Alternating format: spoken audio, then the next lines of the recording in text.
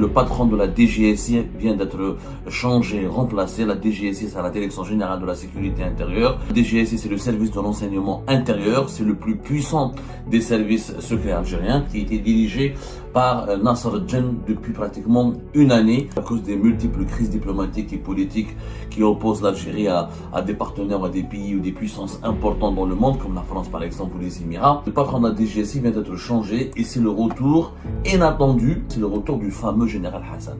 Le fameux général Hassan, l'un des collaborateurs et bras droit direct du général Tofir, l'homme qui a été emprisonné par Gaïd Salah et Bouteflika en 2015, fait son retour à la tête des services secrets algériens. Il a été confirmé comme le remplaçant du général Nasser Djen.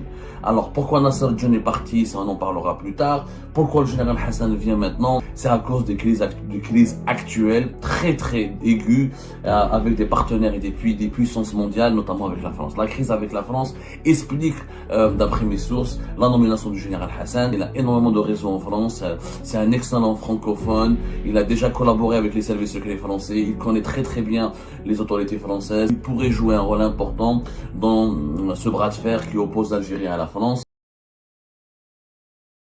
Un changement très important et très sensible, et un changement qui va soulever des interrogations dans les jours à venir et auxquelles nous allons tenter de répondre à travers un travail d'investigation. Nous sommes toujours au cours de notre enquête, nous essayons de recouper toutes les informations les plus précises qui expliquent ce changement très sensible qui a été décidé au plus haut sommet de l'État algérien, puisque le patron de la DGSI vient d'être changé, remplacé. La DGSI, c'est la Direction Générale de la Sécurité Intérieure. C'est la direction la plus stratégique, la plus névralgique et la plus sensible des services secrets algériens.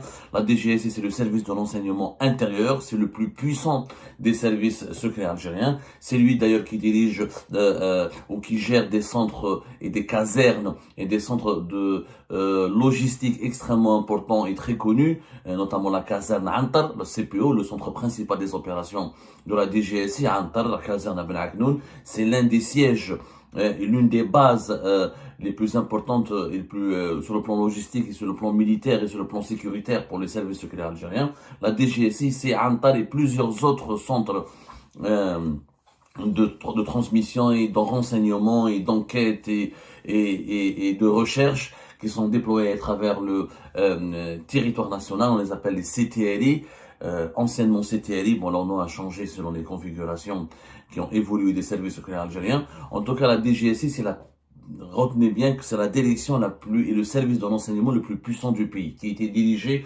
par Nasser Djen depuis pratiquement une année, puisque Nasser Djen a été désigné à la tête de la DGSI début juin 2024. Début juin 2024. Il était déjà Nasser Djen, l'un des hommes forts des services secrets algériens, notamment de la DGSI, des services de renseignement intérieur depuis 2021, puisqu'il était le patron de la caserne Antar depuis fin novembre 2021. Il avait dirigé la caserne Antar de novembre 2021 jusqu'à pratiquement mai 2024. Ensuite, entre mai 2024 et juin 2024, il a été promu directement directeur général de la Direction Générale de la Sécurité Intérieure.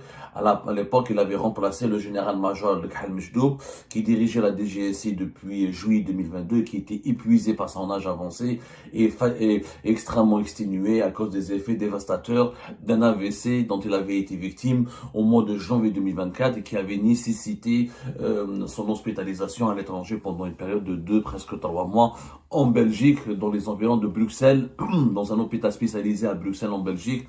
Pour être beaucoup plus précis, nous avons rapporté à l'époque toutes les informations détaillées concernant le changement qui a été nommé au procès auquel l'État algérien avait procédé, auquel le changement qui avait été décidé et opéré à la tête de la DGSI. Aujourd'hui, dans un contexte totalement différent, un contexte encore plus troublant, un contexte encore plus inquiétant et plus anxieux à cause des multiples crises diplomatiques et politiques qui opposent l'Algérie à des partenaires, à des pays ou des puissances importantes dans le monde, comme la France par exemple ou les Émirats.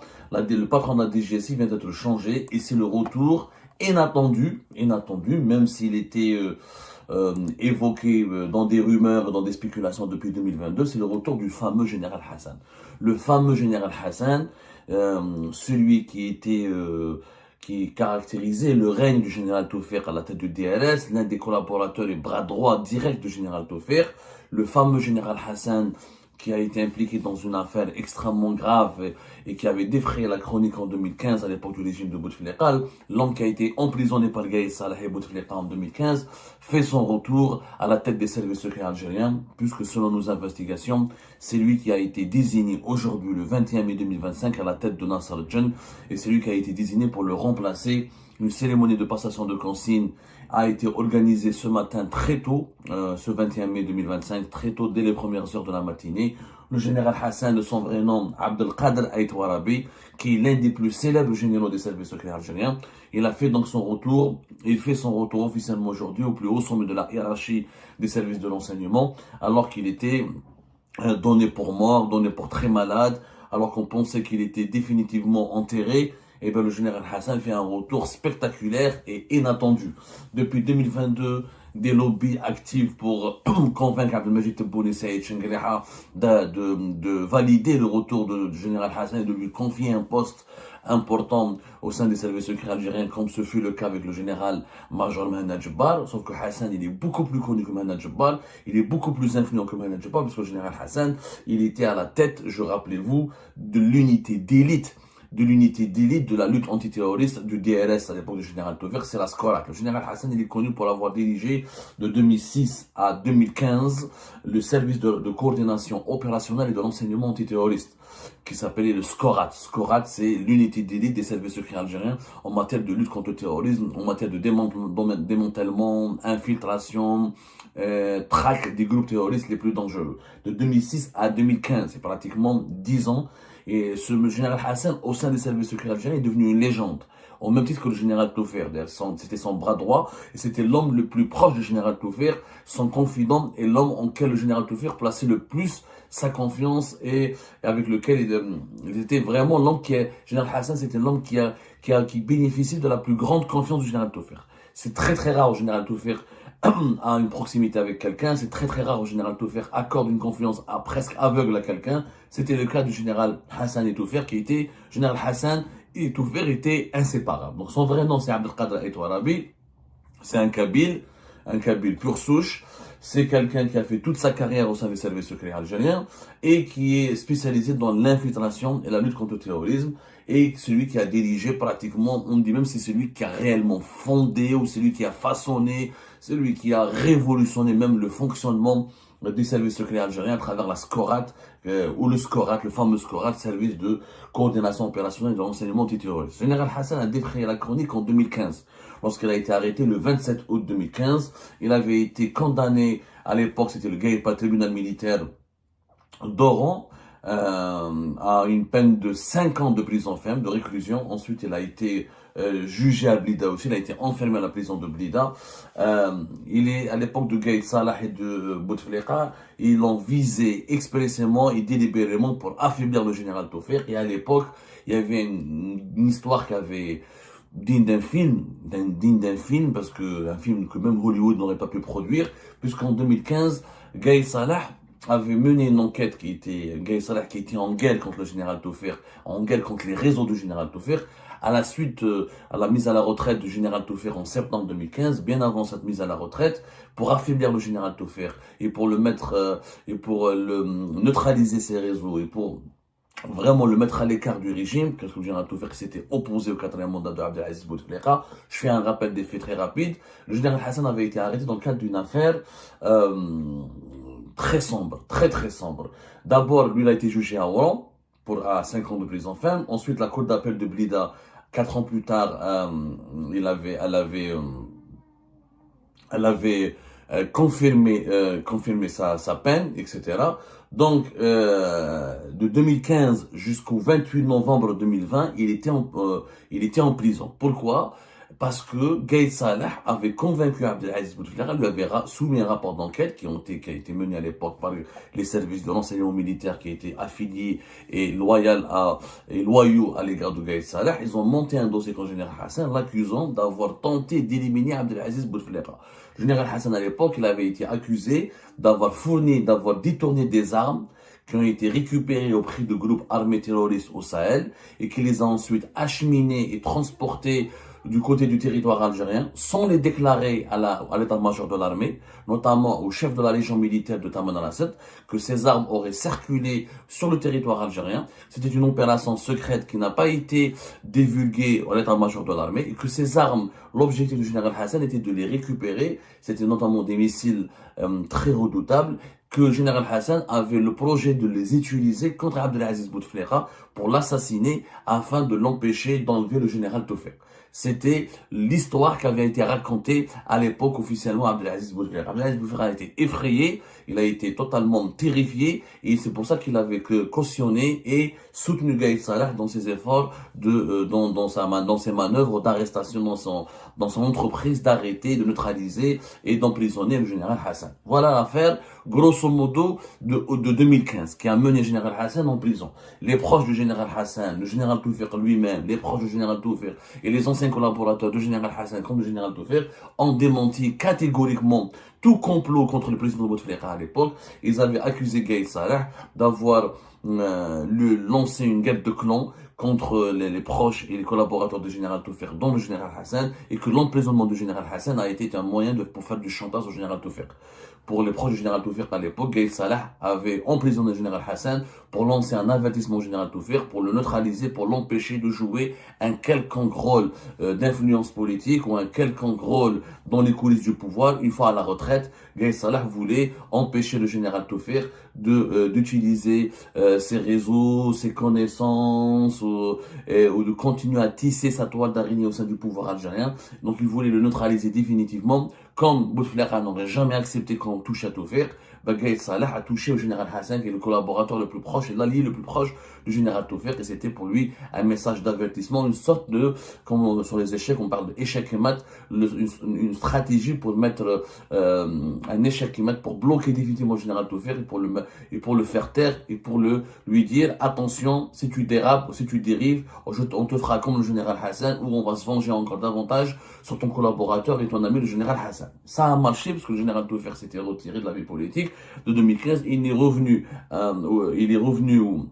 au cœur, il est revenu, il a été réhabilité, pas réhabilité, il est redevenu fréquentable aux yeux du pouvoir de Bouteflika et de Gaïd Salah à l'époque, notamment du Bouteflika. C'était Saïd Bouteflika qui l'avait recontacté en mars 2019, en pleine crise politique enclenchée par le Hirak de février 2019, et c'est là où Saïd Bouteflika a voulu réhabiliter le général Tofek, il a voulu le consulter, l'associer à un processus de transition qui devait être mis en place plutôt pour calmer la colère du Hirak. Mais c'est là où Gaïd Salah s'est énervé encore davantage, exaspéré, il a eu peur du retour du général Tofek et c'est là où il a procédé à l'arrestation de Tofek et de Tartag et de Saïd Bouteflika et de Louisa Hanoun au mois de mai 2019, parce que c'était les 4 principaux acteurs de ce que le Gaïd Salah avait lancé, le défunt chef d'état-major de l'armée avait qualifié à l'époque de complot contre l'autorité de l'armée et de complot contre la personne de chef d'état-major de l'armée, parce qu'il pensait que général Tofek, il pensait pas, c'était vraiment le cas, général Tofek, Saïd Bouteflika, Louisa Hanoun et quelques-uns de leurs alliés voulaient mettre en place un processus de transition qui mettrait à l'écart et qui pousserait vers la sortie du général Gaïd Salah. Donc voilà, ça c'est pour la petite histoire. Général Hassan ensuite, fin mars 2021, la justice militaire l'a totalement innocenté. La cour militaire avait prononcé l'acquittement, la cour d'appel militaire avait prononcé l'acquittement au profit du général Hassan, alors que ce dernier avait été déjà incarcéré. Il avait été accusé officiellement par la justice militaire en 2015 de destruction de documents, d'infraction aux consignes militaires, à la suite donc comme je l'ai expliqué, d'une opération controversée au cours de laquelle la SCORAT, ou le SCORAT plus exactement, pas la SCORAT, le SCORAT au masculin, avait neutralisé des contrebandiers terroristes qui s'apprêtaient à vendre des armes, voilà, des missiles anti-aviation. C'était des missiles anti-aviation qui faisaient partie de l'arsenal de l'armée libyenne à un groupe armé terroriste islamiste. Et donc, Gaïd Salah avait accusé Général Hassan d'avoir mené cette opération clandestinement, sans avertir l'état-major de l'armée, sans avertir la présidence de la République, et il l'avait accusé de dissimuler ensuite ces missiles anti-aviation pour les utiliser contre Abdelaziz Bouteflika. Donc, Général Hassan ensuite, une fois qu'il a été libéré à la fin du mois de novembre 2020, il a retrouvé son chez-soi, il a retrouvé son domicile. Alors, beaucoup de rumeurs ont circulé sur Général Hassan.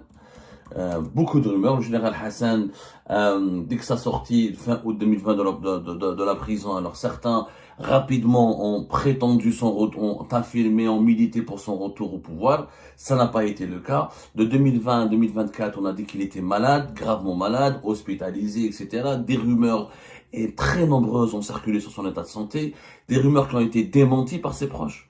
C'est beaucoup de ses proches à qui nous avons posé la question, nous avaient assuré qu'il n'a pas de maladie grave, qu'il a des contrôles médicaux à effectuer, etc. Général Hassan est très âgé, en tout cas, il est âgé de plus de 70 ans, il est âgé même de presque plus de 75 ans, mais selon ses proches, il n'a jamais été gravement malade. Il n'est pas, en tout cas, il est en bonne santé globalement. Il voyage, il a retrouvé sa liberté, il a des activités quotidiennes, sportives, autres, il rencontre des gens, etc.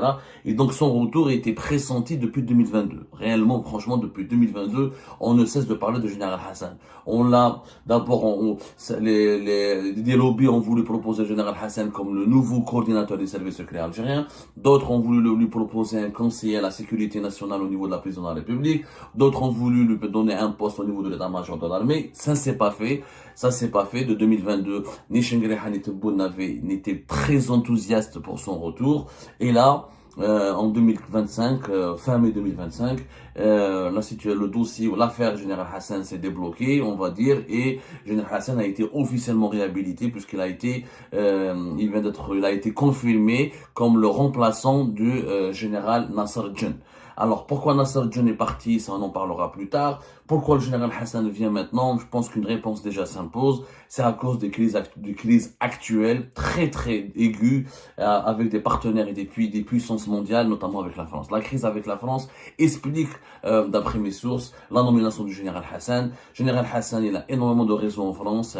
C'est un excellent francophone. Il a déjà collaboré avec les services secrets français. Il connaît très très bien les autorités françaises. Il connaît très très bien l'architecture sécuritaire et politique française. Il pourrait jouer un rôle important dans ce bras de fer qui oppose l'Algérie à la France. Selon mes sources, ça a été la première motivation qui justifie de lui confier ce poste très sensible et important qui est le patron de la DGSI. Il faut savoir que la DGSI, encore une fois en Algérie, c'est le service secret algérien le plus puissant, le plus outillé, le mieux équipé, et celui qui a des maillons et on va dire, il a des sections et des maillons et des annexes et des directions et des subdivisions à travers tout l'ensemble du territoire national. Et c'est la DGSI qui est en charge des enquêtes sur la corruption, sur la réhabilitation l'habilitation des dirigeants, des fonctionnaires de l'État qui doivent être nommés dans des postes clés au plus haut sommet de l'État, les affaires de l'antiterrorisme, la lutte contre les réseaux criminels les plus dangereux, le trafic d'armes, le trafic de drogue. La DGSI, elle a des prérogatives extrêmement larges et elle est vraiment à le fer de lance de l'État algérien dans dans des enquêtes sécuritaires extrêmement sensibles, de la corruption, de la grande corruption jusqu'à transactions, jusqu'à la criminalité financière internationale, jusqu'à la contrebande, jusqu'au trafic de drogue et au trafic d'armes. C'est encore une fois l'appareil sécuritaire le plus puissant, le plus sensible et le plus délicat en Algérie. Et ben c'est la fin de cette vidéo les amis. Je vous remercie comme d'habitude pour avoir suivi jusqu'à la fin. N'oubliez pas de nous laisser vos commentaires et vos réactions sur la vidéo et de vous abonner à la chaîne si vous n'êtes pas encore abonné. Donc voilà, merci beaucoup pour votre soutien et vos abonnements. Et merci aussi pour vos commentaires et vos discussions très animées dans la section des commentaires. Donc, vous n'oubliez jamais de décortiquer bien un sujet sur tous les points qui ont été abordés dans la vidéo et ça fait vraiment plaisir quand moi-même je ne fais pas de commentaires, je m'appuie sur vous pour que vous puissiez bien expliquer les choses et en faire des discussions civilisées et dans tout le respect possible. Donc voilà, merci beaucoup et à la prochaine dans une nouvelle vidéo. Au revoir.